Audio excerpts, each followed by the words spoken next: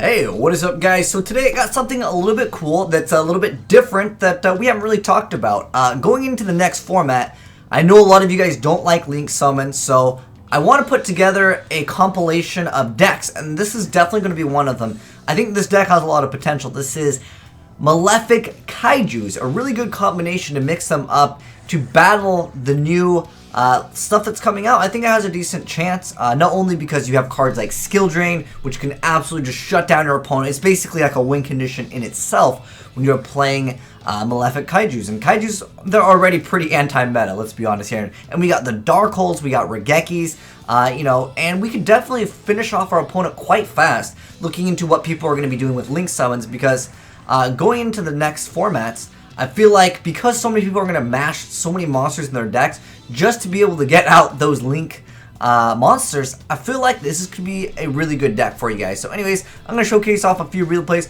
Most of them are going to be one-sided, just as a heads up. Got to give credit to Mr. Dragonballs over here for showcasing off, and I'm mixing in the Kaijus with Malefics. I never even thought of that. It's so simple. But again, I haven't heard anyone talk about it. It's anti-meta. I know my few rogue players out there, they might be looking forward to playing this deck when link cards come out because you guys just don't like them. That's fine. I know there's anti-XYZ, there's racism against the synchros, but that just happens. Some people just don't like certain cards. I totally understand. I will cover everything for all my Yu-Gi-Oh players, whatever playstyle you want. Chamber next format, go for it. Anyways, but yeah, I'm going to be giving you guys a bunch of deck profiles pretty soon because, again, link summons coming out. I'm going to make like the top, I think we're going to be doing like a top, maybe like a top decks that don't require link summons is what I'm going to be making, is what I'm going to be doing later down the week. But this is definitely going to be one of, again, it's a pretty one-sided duel for the most part, just because that is kind of just how some of these decks play. And this is, again, just one of them. I mean, still, opening up with cards like Banisher of the Radiance is very, very strong. Going into, any format, pretty much, most decks require the graveyard. There's a lot of interesting tech that I'll mention here, and I'll give you guys a deck profile so some of you guys can mess with it. D-Fissure's win condition on its own. It's still at 1 in the TCG. I know we got Macrocosmos also. A lot of these cards just shut down your opponent, so he's able to crash into it. That D-Fissure over there is going to be banishing the other cards, and it really hurts a lot of different decks. Now you can see that he's just going to go ahead.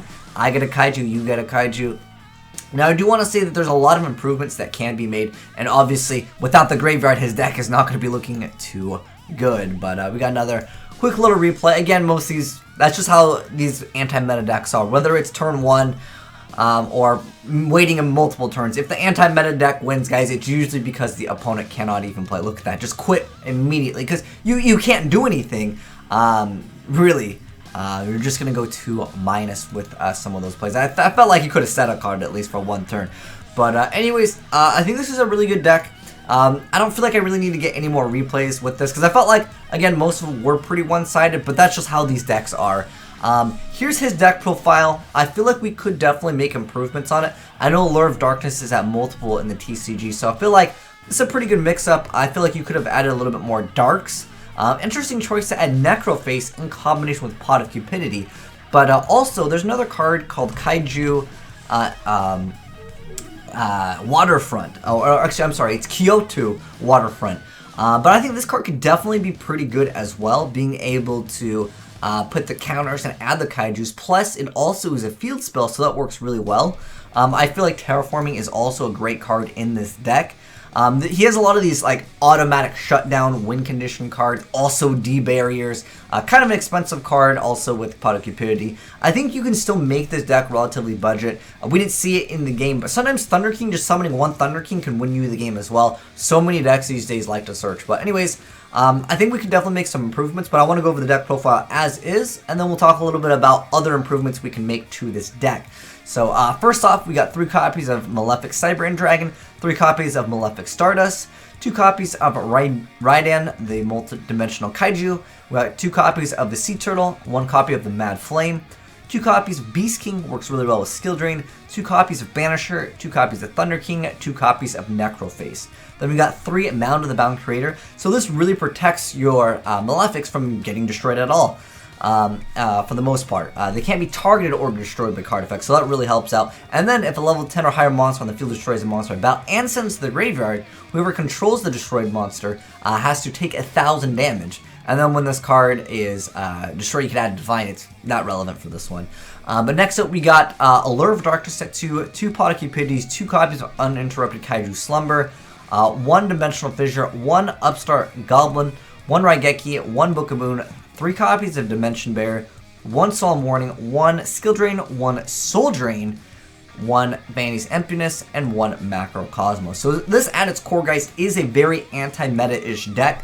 Now, the one thing that I want to make as a suggestion for some of you guys who are interested in playing this, these are just my suggestions. Oh, for the extra deck, these are the only cards you really need. Obviously, putting in other rank 4s, Guy, Cowboy, all those other things, I definitely fill up the extra deck. There's no reason why you shouldn't do that. And I know you're not going to be making those too often, but sometimes that 800 burn definitely helps out. There was a duel which was in the replay, which he got his opponent down to 700 life points.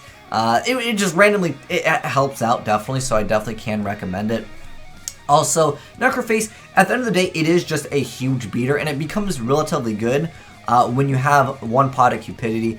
Now, obviously, if you want to make it budget, I wouldn't recommend Pot of Cupidity, but I know that there are some players that just enjoy anti-meta regardless of what the format is. I think maxing out on the Pot of Cupidity is not a bad idea if you want to play Necrofaces anyways. Necroface. You can also do this play. Hold on. Oh, Necroface is at 2. Whoops. Pot of Cupidity. Oh, is it Desires? Desires, okay. I think that can be a great addition. Obviously, you want to keep your deck as small as possible, so I really don't think that you actually need Beast King. I know he can become a beater, but it requires skill drain. I feel like that technically does become like a win harder aspect. Thunder King is pretty decent as well, but it's up to you guys on the count that you guys want to run. I feel like Necroface offers a little bit of synergy with the deck, simply because when you start banishing cards from your opponents, that can actually help out quite a bit randomly. I know that there's random decks also that can actually get a benefit when cards are banished, but for the most part, it's going to be in your favor. Also, we have the whole Defissure and Macro. Macro, sometimes people will argue Macro is worse and better, because if they activate some, you can respond to and activate Macrocosmos.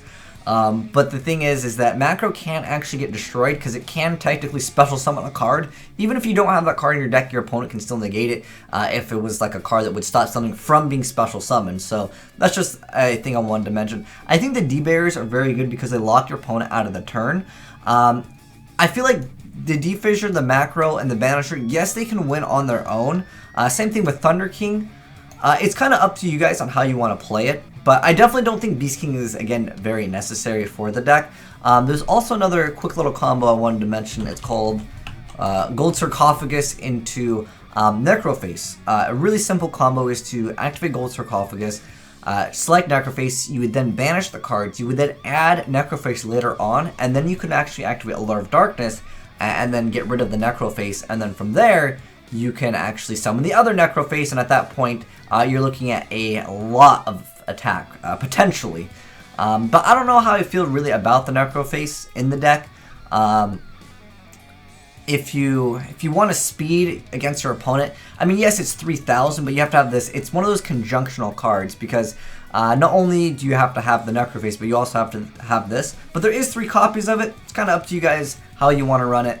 I feel like sometimes with anti-meta, you can run into those problems where you just have too many cards where they just don't work well with each other. Like if you open like, you know, double Thunder King and then Defissure, sometimes decks will just get rid of like one of those cards and it really becomes a problem. So if you guys play this deck and you lose really fast, don't worry, that's kind of how anti-meta is. You either win really fast or you lose really fast. That's just kind of how these decks go. I also think that you can drop Book of Moon. I know it does negate effects, but it's not one of those cards where you activate it and you have a huge advantage that will linger on your opponent. I think that that's what you kind of need in this deck.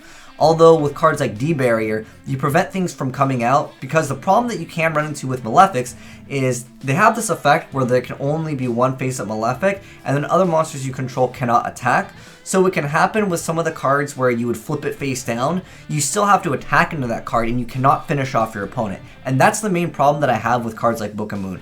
Whereas cards like Dimension Barrier, you can call one type, let's say your opponent is trying to fusion something. You say no more fusions. If they can only fusion, they're just going to lose out. Sometimes, of course, yes, they will set certain things, but if they only have the option to go for like a fusion or ritual, whatever, and you stop that, their board then becomes blank. Therefore, you can attack with one huge monster, and you can make it game. So it's kind of up to you guys on how you would like to play. If you want to opt to like hit them for a lot of damage, then follow up with the next turn of a lot of damage, you can actually drop some of these cards, and you can make it more consistent with other cards. All depends on your choices. I also don't think Dark Hole is bad at all. Dark Hole is bad to play if you guys want to try out maybe some Dark Holes. I think Kaiju Waterfront is pretty good as well. It's another one of those cards that can become very strong when it gets multiple effects. You know, when you're able to add maybe 2 or 3 Kaiju cards, that's a huge advantage for you.